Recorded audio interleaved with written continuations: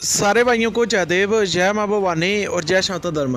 तो भाइयों, ये बाबा बागेश्वर धाम है जो कि बीजेपी आरएसएस के साथ मिलकर जदुवंशी राजपूत इतिहास चुराने की कैसी कोशिश कर रहा है। यदुवंश के, उन्हीं के वंश के ही मुख्यमंत्री हैं। तो भाइयों, आप सभी ने वीडियो देख ली और कुछ हमारे भाई बोलते हैं कि बागेश्वर धाम पर वीडियो मत बनाया करो, जब हम पहले भी बनाते थे जब ये क्षत्रिय समाज का अपमान करता था।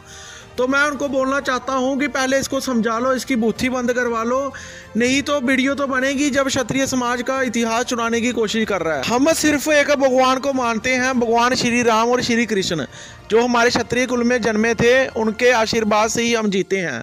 हमें इन बाबाओं के चक्कर में नहीं पड़ना चाहिए। और दूसरी बात, इस बाबा बागेश्वर धाम को मैं पूछना चाहता हूं कि तू किस बुनियाद पर उनको, जो मध्य प्रदेश का जातिवादी जो सीएम बना रखा है, आपने कभी भी कोई क्षत्रिय सीएम देखा जो खुलकर ऐसे खुद को बोलता हो मैं सूर्यवंशी हूँ, मैं चंद्रवंशी हूँ? सुना आपने कभी? लेकिन ये बीजेपी आरएसएस ने एक मोहरा छोड़ा हुआ है जो क्षत्रिय समाज का इतिहास चुराए। एक यूपी में छोड़ा हुआ है, जो उप मुख्यमंत्री है वो सूर्यवंशी क्षत्रिय भगवान श्री राम का इतिहास चुरवाता है। बिहार में एक जो प्रदेश अध्यक्ष बना रखा है वो भी सूर्यवंशी क्षत्रिय भगवान श्री राम के वंशजों का इतिहास चुरा रहा है। और ये मध्य प्रदेश में, जहाँ पर हमारे अहीर भाइयों की 2% आबादी है, लेकिन यूपी बिहार के अहीरों को साधने के लिए मध्य प्रदेश का सीएम बना दिया, वो जदुवंशी क्षत्रियों का इतिहास चुराने का काम कर रहा है। खुलकर हर मंच पर जातिवाद फैलाता हुआ नजर आ रहा है। और बीजेपी आरएसएस बोलती है कि हम जातिवाद नहीं करते। जातिवाद सिर्फ क्षत्रियों पर किया जा रहा है, क्षत्रिय समाज का इतिहास चुराने को लेकर। चाहे वो यूपी हो, बिहार हो, हरियाणा में मिहिर भोज का इतिहास चुराते हैं, जो बेस्ट यूपी में भी। तो हर जगह आप देखिए कि अलग अलग जगह अलग अलग जातियों को लुभाने के लिए क्षत्रिय समाज का इतिहास चुराया जा रहा है। तो ये आप सभी देखिए कि ये प्रोपोगंडा है एक वोट लेने के लिए। लेकिन बाबा बागेश्वर धाम को ये पता होना चाहिए कि जदुवंशी सिर्फ राजपूत होते हैं। ठीक है, हमें कोई भी डाटा बता दो 1920 से पहले किसी भी हमारे अहीर गोप ग्वाल भाई ने, जो ये समूह बना था 1920 में, इन्होंने डिसाइड किया था कि हम अब जादव टाइटल इस्तेमाल करेंगे। अब हमारे अहीर भाई जो गोप थे, जो ग्वाले थे, उनका जो जन्म है, उन्होंने पाला जरूर था लेकिन जन्म क्षत्रिय कुल में हुआ था। तो जन्म क्षत्रिय कुल में हुआ था, उन्होंने पाला था, तो उसकी वजह से चलो उन्होंने जादू लगाना शुरू कर दिया। लेकिन वो असली थोड़ी बन जाएंगे लगाने से।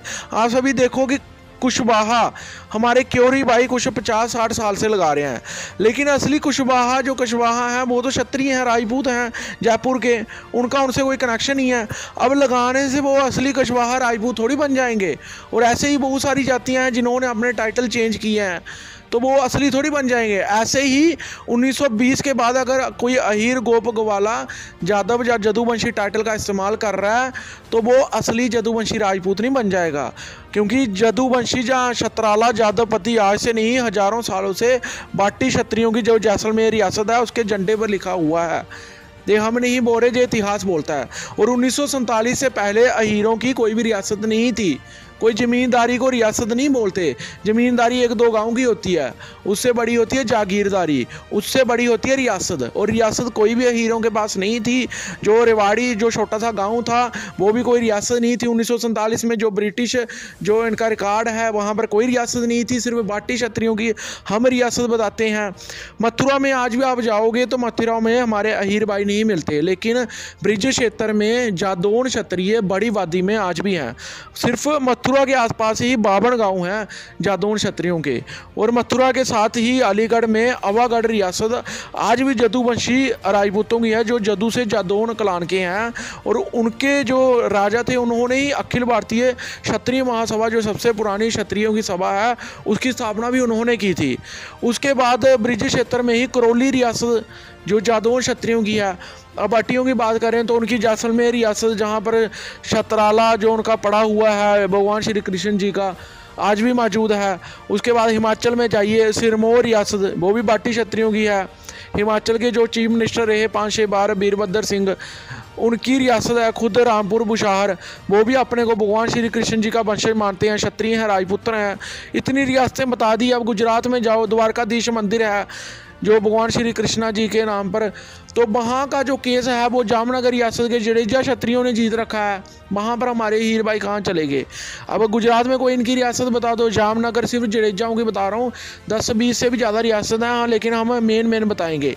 राजकोट हो गई, जामनगर हो गई, मोरबी हो गई, कच्छ हो गई, इतनी रियासतें हैं। तो आप सभी देखिए कि इन सभी रियासतों के पास वंशावली मौजूद है, लेकिन हमारे किसी भी हीर के भाई के पास कोई वंशावली नहीं होगी। जैसलमेर राजघराने में आज भी भगवान श्री कृष्ण से लेकर आज जो राजा चल रहे हैं वो 299 राजा चल रहे हैं, अभी लगभग 300 पहुंचने वाले हैं। तो उनके पास पूरी वंशावली है, पीढ़ीनामा है। जो हिमाचल के चीफ मिनिस्टर रहे वीरभद्र सिंह, उनके बेटे, उनके पास भी पूरी वंशावली है, लेकिन हमारे हीर भाई के पास कोई भी वंशावली नहीं होगी। मैं सभी क्षत्रिय भाइयों से यही बोलना चाहता हूँ कि इतिहास चोरी को लेकर बिल्कुल भी बर्दाश्त किसी भी कीमत पर नहीं किया जाएगा। हमारा इतिहास ही हमारे लिए सब कुछ है। इतिहास गया तो फिर हमारी जो पहचान है वो भी गई।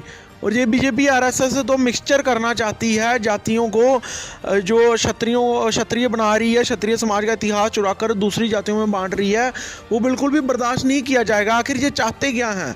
एक तो तरफ तो आरक्षण भी लेना है और दूसरी तरफ क्षत्रिय भी बनना है। ये कैसे पॉसिबल है? चाहते हैं कि हम आगे भी ऐसे ही सिर्फ अपनी कौम के लिए आवाज़ उठाते रहें, जो कि मेरे लिए सबसे पहले अपनी कौम है। तो आप हमें नीचे दिए हुए जो QR कोड है, आप सभी स्कैन करके आप सभी इसको हमें जितनी सपोर्ट कर सकते हैं, किसी से 20, 50, 100, 500 जितना भी आपसे होता है, और हम ऐसे ही क्षत्रिय इतिहास पर वीडियो बनाते रहें। आप इस QR कोड के स्क्रीनशॉट ले सकते हैं। सभी भाइयों को जय देव, जय माँ भवानी और जय शाता।